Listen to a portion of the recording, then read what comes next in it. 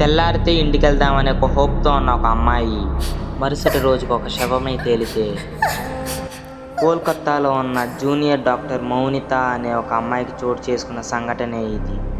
వరుసగా 36 గంటలు పనిచేసిన జూనియర్ డాక్టర్ మౌనిత గారు కాసేపు రెస్ట్ తీసుకుందామని అలా సెమినార్ హాల్లో నిద్రపోతుండగా సంజయ్ రాయ్ అనే దుర్మార్గుడు బలవంతంగా ఆ అమ్మాయి మీద రేప్ అండ్ మర్డర్ చేశాడు. పోలీసులకు క్రైమ్ సీన్ లో దొరికిన బ్లూటూత్ డివైస్ వల్ల ఆ నీచపు పనికి పాల్పడిన సంజయ్ రాయ్ అని పిలువబడే ఒక యదవని అరెస్ట్ చేశారు. సంజయ్ రాయ్ కి ఆ హాస్పిటల్ కి సంబంధం ఏంటి అని ఆరా తీయగా సంజయ్ రాయ్ అక్కడ పనిచేసే ఒక సివిక్ సర్వీస్ వాలంటీర్. ఈ సంఘటనలో ఎన్నో క్వశ్చన్స్ రేజ్ అవుతున్నాయి. అనగా పోస్ట్ మార్టానికి పంపించిన ఆ అమ్మాయి బాడీలో 150 మిల్లీగ్రామ్స్ ఆఫ్ సీమన్ దొరకడం ఏంటి? నార్మల్ గా ఒక అబ్బాయికి 10 to 15 milligrams of semen release అవుతుంది. అంటే ఈ అమ్మాయిని హత్య చేయడంలో మినిమం 8 to 10 మెంబర్స్ ఇన్వాల్వ్ అయ్యి ఉండొచ్చు. పోలీస్ ఇన్వెస్టిగేషన్ లో సంజయ్ రాయ్ ఆ అమ్మాయిని చంపింది నేనే, నన్ను ఉరి తీసుకుంటే తీసుకోండి అనే ఒక స్టేట్మెంట్ పాస్ చేశాడు. ఇంత ధైర్యం వీడికి ఎలా వచ్చింది అనే క్వశ్చన్ కూడా ఒకటి రైజ్ అవుతుంది. ఎలాంటి ఇన్వెస్టిగేషన్ ఏం జరగక ముందే ఆ హాస్పిటల్ ప్రిన్సిపల్ ఇది సూసైడ్ అటెంప్ట్ అని చెప్పేసి నిర్ధారించారు. కానీ పోస్ట్ మార్టం లో తేలింది ఏంటంటే ఇది ఖచ్చితంగా రేప్ అండ్ మర్డర్ అటెంప్టే. అంటే ఆ హాస్పిటల్ వాళ్ళు ఎవరిని కప్పిపుచ్చాలనుకుంటున్నారు? ఇలాంటి ఎదవనా కొడుకులు ఒక అమ్మాయినే కాదు చంపేసి ఎన్నో వేల కోట్ల అమ్మాయిల యొక్క కలలని. ఇలాంటి సంఘటనలు చూసి ఏ తల్లిదండ్రులైనా తమ ఆడపిల్లలను బయటికైనా పంపిస్తారా?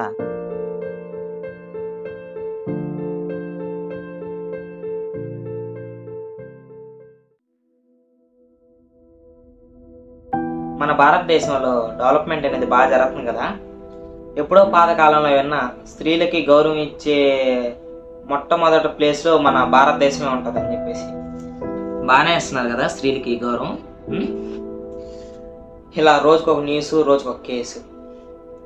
అయినా నేను మిమ్మల్ని ఏదో మార్చేద్దామని చెప్పేసి 4 మాటలు చెప్పేసి మోటివేషన్ చెప్పేది ఏదో రాలా. అదంతా పక్కన పెట్టేస్తే ఒక 4 విషయాలు చెప్తా. ఈ వీడియో చూస్తున్న ప్రతి అబ్బాయి ప్రతి అమ్మాయి కరెక్ట్గా వినండి, బాగా గుర్తుపెట్టుకోండి కూడా. సో పాయింట్ నెంబర్ 1 ఏంటంటే ఇప్పుడున్న సిచ్యువేషన్లో ప్రతి అమ్మాయికి ఒక ప్రొటెక్షన్ అనేది బయటికి వెళ్ళేటప్పుడు ఖచ్చితంగా ఉండాలి. సో ఆ ప్రొటెక్షన్ ప్రతిసారి ఉండాలంటే ఉండదు. ఈధర్ మీతో మీ నాన్న కానీ మీ అన్న కానీ వీళ్ళు రావాలంటే ప్రతిసారి అవ్వదు. సో నేనేం చెప్దాం అనుకున్నా అంటే మీ మొబైలే మీకు ఒక ప్రొటెక్షన్గా మారుతుంది. ఎలా అంటే మన మొబైల్లో ప్రతి ఒక్కరి మొబైల్లో ఒక అప్లికేషన్ ఉంటుంది, అదే SOS అప్లికేషన్. జస్ట్ మీ సెట్టింగ్స్లోకి వెళ్ళి మీ సెర్చ్ ఆప్షన్లో SOS ఆర్ ఎమర్జెన్సీ కాల్ అని టైప్ చేస్తే ఒక అప్లికేషన్ అనేది విజిబుల్గా ఉంటుంది. దాన్ని మీరు జస్ట్ ఎనేబుల్ చేసుకోండి. ఎనేబుల్ చేసుకొని మీకు ఎలాంటి సిచ్యువేషన్లో అయినా కొంచెం మీరు ఇన్సెక్యూర్డ్గా ఫీల్ అవుతుంటే ఆ బటన్ని 3 times ట్యాప్ చేయండి. అది వాల్యూమ్ బటన్ని ఒక 3 times కానీ ట్యాప్ చేస్తే మీ లొకేషన్ ట్రాకింగ్ అనేది వెంటనే పోలీసులకి వెళ్ళి వాళ్ళు ఇమీడియట్గా మీరు ఎలాంటి సిచ్యువేషన్లో ఉన్నా మిమ్మల్ని అక్కడికి వచ్చేసి మిమ్మల్ని కాపాడతారు. సో ఇలా SOS అప్లికేషన్ అనేది మీకు ఒక ప్రొటెక్షన్గా మారచ్చు బయటకు వెళ్ళేటప్పుడు. Point number 2 relationships. అరే ఏంద్రేయుడు తిక్కలోడా రిలేషన్షిప్స్కి రేపులకి సంబంధం కలుపుతాడని చెప్పేసి ఆలోచించుకోవచ్చు మీరు. సో రిలేషన్షిప్ అనేది దేని మీద బిల్డ్ అవుతుంది? ట్రస్ట్, నమ్మకం మీద బిల్డ్ అవుతుంది.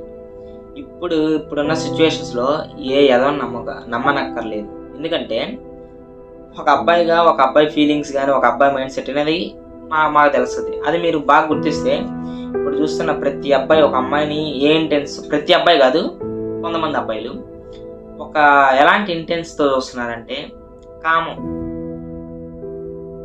ఈ ఓడు అంత ప్రాపర్గా ఉండకపోవచ్చు.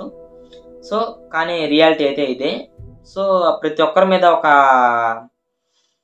నమ్మకం పెట్టేసుకొని దాంట్లో దిగేసి తర్వాత అల్లకొల్లం చేసుకోకాకుండా మీ రిలేషన్షిప్ అనేది.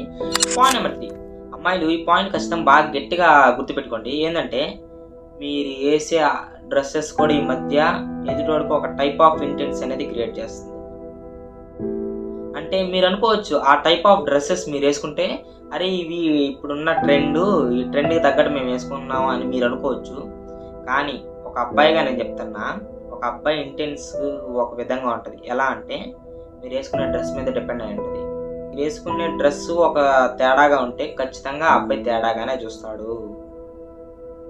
పర్లేదు అది ట్రెండే, నేను ఒప్పుకుంటాను. కానీ ఇప్పుడున్న సిచ్యువేషన్లో ఆ ట్రెండ్ అనేది మనం ఎక్కువ ఫాలో అయితే ఇలాంటి కేసెస్ పెరగడానికి మనం కూడా ఒక రీజన్ అవుతాం.